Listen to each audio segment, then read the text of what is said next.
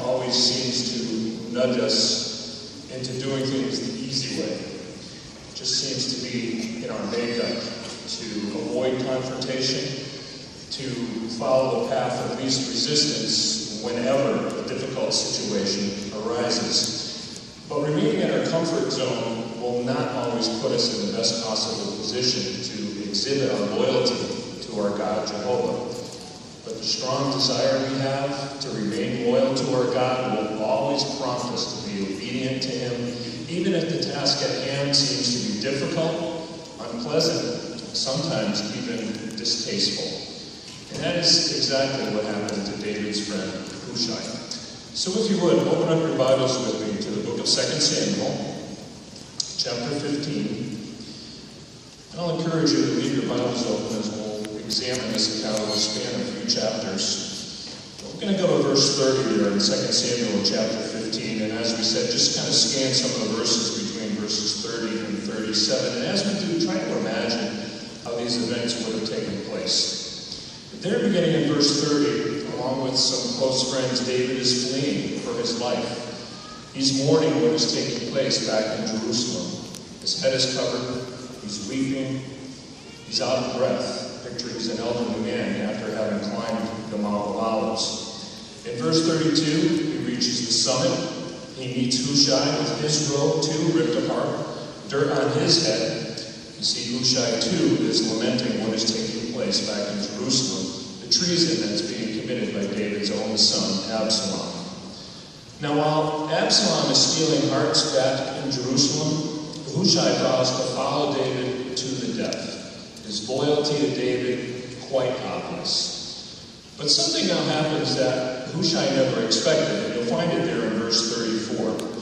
David asks him to go back to Jerusalem and frustrate the plans of Absalom's counselor, Ahithophel. Now, how do you suppose Hushai would have reacted to that request? Can you picture the conversation between the two of them? Hushai may have said, "Wait a minute, David. Are you serious? You want me to head back to Jerusalem? I came all the way. I climbed the mountain. My loyalty is here with you. And now you want me to go back and pretend to be a friend to those traitors?" David's reply, "Hushai, you are a good friend. But I begged Jehovah to frustrate the counsel of Ahithophel, and now you are here. You are clearly the answer to my prayers." In verse 37, their friendship is obvious. Hushai relents, and he returns to Jerusalem. But now imagine the challenge that lie ahead for Hushai, because not only was it his personal preference to remain with David, his loyalty was obvious, but now his life would be in danger as well, because if he fails to convince Absalom that his loyalty has switched from David to him, he could easily be put to death. So the situation for Hushai called for shrewdness, and it called for him to be courageous as well. Let's again take a look at our Bibles together and see how Hushai accomplishes this assignment. Let's look over to chapter 16 of 2 Samuel, and we'll summarize together verses 15 through 19.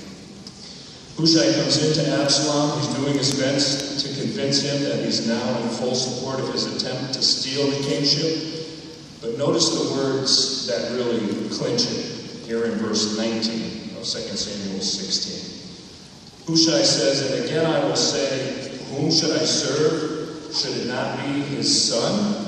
Just as I served your father, so I will serve you." Shrewd on the part of Hushai. He's basically just pledged his allegiance to Absalom, saying, just as I served your father David, I will now serve you. Subsequent verses of this account show both the advice of Ahithophel and then the shrewd advice of Hushai, advice that would doom Absalom to failure. So, whose counsel does Absalom accept? Well, once again, let's go to the Bible. 2 Samuel again, chapter 17 this time, friends. And together, let's take a look at verse 14. Then Absalom and all the men of Israel said, "The advice of Hushai the Archite is better than the advice of Ahithophel." For Jehovah had determined to frustrate the sound advice of Ahithophel so that Jehovah could bring disaster Absalom. Well, David's prayer is answered. Ahithophel's counsel is frustrated when Absalom adopts the counsel of Hushai. So the question now arises, friends, how do we show the same loyalty and skill as Hushai did when we face a difficult, challenging task? Well, let's notice this interview together. With us this morning we have Sister Abby Sarah Pusco from the Plainville Connecticut congregation. Abby's just finished her freshman year in high school. Sister Sarah Pusco, could you please relate to us a situation that came up at school that tested your loyalty? Well, going into 9th grade, I knew I was going to have to take a civics class, and in this class they teach you about different governmental issues and how to have an opinion on them. And the whole point of the class is to prepare students for when they're able to vote. And I knew that my neutrality would become an issue in this situation, but I also knew I wanted to maintain my loyalty to Jehovah. So we see, so your first year of high school is coming up. You already know neutrality is going to be an issue, but you got also to think about it. How did you first react to the challenge? Well, at first I was really nervous. Standing up was totally different, really scary, and I knew that's how it was going to be. And also the teacher I had was ex-military, so that made me hesitant to fully expand upon our beliefs on war and our neutral stand. Ex-military man teaching the class, more pressure upon him. How did you prepare to face the challenge, and how were your parents of assistance to you? Well, first I did some research on the website so I could feel well prepared, and I also prayed to Jehovah a lot so I'd have the courage to say what I knew I needed to say. But then I also talked to my parents so I could be respectful, but still get the point across and show my loyalty to Jehovah. Nice example of balance of being respectful and standing up for what you believe. Very good. Do you mind telling us what the outcome was? Well, I was able to share some of the different legal cases that we've gone into and our organization has won. And the teacher was very impressed with that. He was impressed that we fought for the rights of others as well. And then I was able to share more things here and there with him and the rest of the class. Very good. Sister Sarah, please go. So happy you faced that challenge successfully, and thank you so much for your loyalty and for sharing your great experience with us.